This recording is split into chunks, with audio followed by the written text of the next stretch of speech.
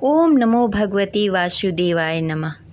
हिंदू धर्म में एकादशी तिथि का बड़ा ही विशेष महत्व माना जाता है। आषाढ़ मास के शुक्ल पक्ष की एकादशी को देवशयनी एकादशी कहते हैं। इसे हरिशयनी एकादशी, पद्मनाभ एकादशी के नाम से भी जाना जाता है।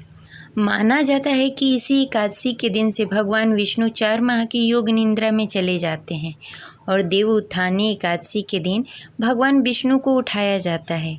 इन 4 महीने के अंतराल को चतुर्मास भी कहा जाता है। इन 4 महीनों में कोई भी मांगलिक कार्य करना शुभ नहीं माना जाता। देवशयनी एकादशी साल के महत्वपूर्ण एकादशियों में से एक है। इस एकादशी को करने से मोक्ष की प्राप्ति होती है और भगवान विष्णु की भक्ति प्राप्त होती है।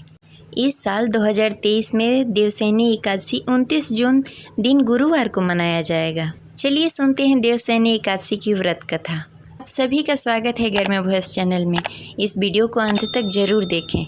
आशा करते हैं हमारी जानकारी आपको अच्छी लगेगी। एक बार धर्मराज युधिष्ठिर भगवान श्री कृष्ण से पूछते हैं, हे केशव, आषाढ़ मास के शुक्ल पक्ष की एकादशी का व्रत करने से क्या होता है, इसके बारे में आप कुछ बताएं। भगवान श्री कृष्ण कहते हैं, हे युधिष्ठिर, जिस कथा को ब्रह्मा जी ने नारद जी से कहा था, मैं वही कहता हूँ। एक बार देवर्षि नारद ने ब्रह्मा जी से इस एकादशी के विषय में जानने की उत्सुकता प्रकट की। तब ब्रह्मा जी ने उन्हें बताया कि सतयुग में मांधात नामक एक चक्रवर्ती सम्राट राजा होंगे। उनके राज्य में प्रजा बहुत ही सुखी थी, किंतु भविष्य में क्या हो जाए यह कोई नहीं जानता। अंत में वह भी इस बात से अभिज्ञ थे कि उनके राज्य में शीघ्र ही भयंकर अकाल पड़ने वाला था। उनके राज्य में पूरे 3 वर्ष तक वर्षा न होने के कारण भयंकर अकाल पड़ गया। इस अकाल के कारण चारों तरफ त्राहिमाम मच गई। धर्मपद के यज्ञ, हवन, पिंडदान, कथा, व्रत आदि की कमी हो गई। प्रजा ने राजा के पास जाकर अपनी वेदना सुनाई। राजा को इस स्थिति को लेकर पहले से ही बहुत दुखी थे। वे सोचने लगे, आखिर मैंने ऐसा कौन सा पाप कर दिया जिसका दंड मुझे इस रूप में मिल रहा है। फिर इस कष्ट से मुक्ति पाने के लिए राजा अपनी सेना को लेकर जंगल की ओर चल दिए।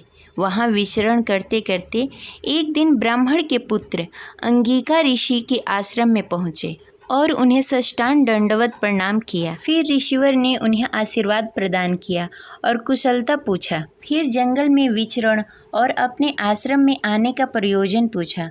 तब राजा ने हाथ जोड़कर कहा, हे ऋषिवर, सभी प्रकार के धर्म के पालन करने के बावजूद भी मेरे राज्य में घोर संकट आया हुआ है। हर तरफ त्राहिमाम मचा हुआ है। आखिर किस कारण ऐसा हो रहा है? कृपया करके इसका समाधान करें। यह सुनकर ऋषि अंगिका ने कहा, हे राजन, सब युगों में उत्तम यह सतयुग है। इसमें छोटे से पाप का भी बड़ा भयंकर दंड मिलता है। इसमें धर्म अपने चारों चरणों में व्याप्त रहता है। ब्राह्मण के अतिरिक्त किसी अन्य जाति को तप करने का अधिकार नहीं है, जबकि आपके राज्य में एक शूद्र तपस्या कर रहा है। यही कारण है कि आपके राज्य में वर्षा नहीं हो रही है। जब तक उस शूद्र को काल प्राप्त नहीं होगा, तब तक यह आपदा शांत नहीं होगी।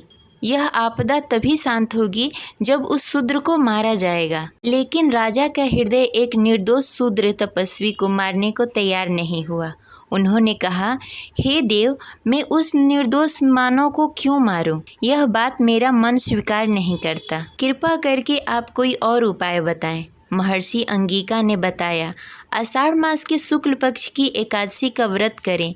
इस व्रत के प्रभाव से अवश्य ही वर्षा होगी। राजा अपने राज्य की राजधानी लौट आए और अपने चारों वर्णों सहित देवशयनी एकादशी व्रत का पालन किया। व्रत के प्रभाव से उनके राज्य में मूसलाधार बारिश हुई और पूरा राज्य धन्य धान्य से परिपूर्ण हो गया। ब्रह्मा वैवर्त पुराण में देवशयनी एकादशी के महत्व के बारे में बताया गया है कि इस व्रत को करने से प्राणी के समस्त मनोकामनाएं पूर्ण हो जाती है और भगवान विष्णु की भक्ति प्राप्त होती है। आशा करते हैं यह कथा आपको अच्छी लगी होगी। जय हरि विष्णु।